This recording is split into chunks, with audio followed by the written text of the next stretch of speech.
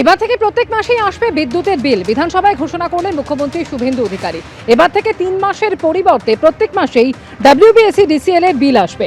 বিদ্যুৎ দপ্তরের customer care সেন্টারে কর্মী দ্বিগুণ করা হবে। স্মার্ট মিটারও বাধ্যতামূলক নয়, ঘোষণা মুখ্যমন্ত্রীর।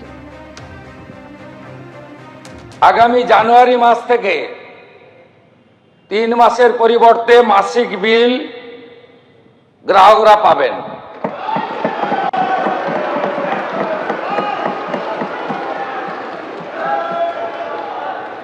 গ্রামীণ এলাকায় নাইট মোবাইল ভ্যান দ্বিগুণ করা হবে এই অর্থবর্ষে।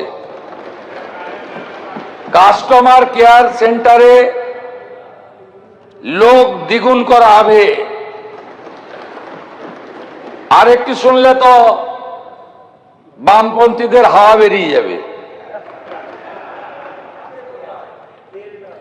মাননীয় প্রধানমন্ত্রী নরেন্দ্র মোদীজির নির্দেশে ভারত সরকার ডোমেস্টিকের ক্ষেত্রে স্মার্ট মিটার লাগানো বাধ্যতামূলক করছে না।